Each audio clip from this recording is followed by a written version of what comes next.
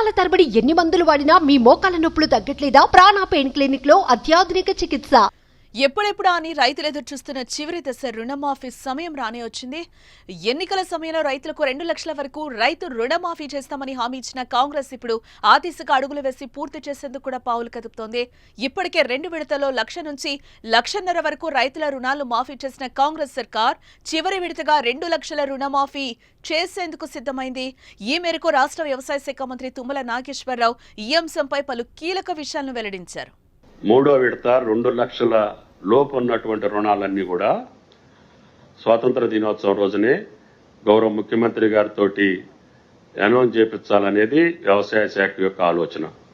ఈ సందర్భంగా మంత్రి తుమ్మల నాగేశ్వరరావు మాట్లాడుతూ రాష్ట్రంలో పంటల రుణమాఫీ ప్రక్రియ కొనసాగుతున్నదని 3 విడతల్లో చేస్తున్నామని ఇప్పటి వరకు 2 విడతల్లో 1,00,000 వరకు తర్వాత 1,50,000 వరకు మాఫీ చేశామని అన్నారు. ఆగస్టు 15న 2 లక్షల వరకు రుణమాఫీ కార్యక్రమాన్ని ఖమ్మం జిల్లా వైరాలో నిర్వహించే సభలో ముఖ్యమంత్రి రేవంత్ రెడ్డి ప్రారంభిస్తారని తెలిపారు.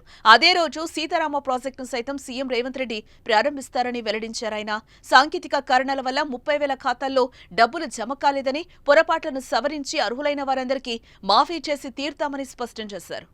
ఈ ఏడాది నుంచే పంటల బీమా కూడా అమలు చేస్తామని వెల్లడించారు. రైతు భరోసా పథకంపై అభిప్రాయ సేకరణ కొనసాగుతుందని చెప్పారు. రాష్ట్రానికి వానాకాలం సీజన్లో 6.49 లక్షల టన్నుల ఎరువులు రావాల్సి ఉండగా కేంద్రం 5.14 లక్షల టన్నులే పంపించిందని, ఎరువులు యూరియా పూర్తి స్థాయిలో పంపించాలని మరోసారి కోరుతూ కేంద్ర మంత్రికి లేఖ రాస్తున్నామని మంత్రి తుమ్మల వివరించారు. మూడో విడత 2 లక్షల లోపు ఉన్నటువంటి రుణాలన్నీ కూడా స్వాతంత్ర దినోత్సవం రోజునే గౌరవ ముఖ్యమంత్రి గారితో అనౌన్స్ చేయించాలనేది వ్యవసాయ శాఖ యొక్క ఆలోచన.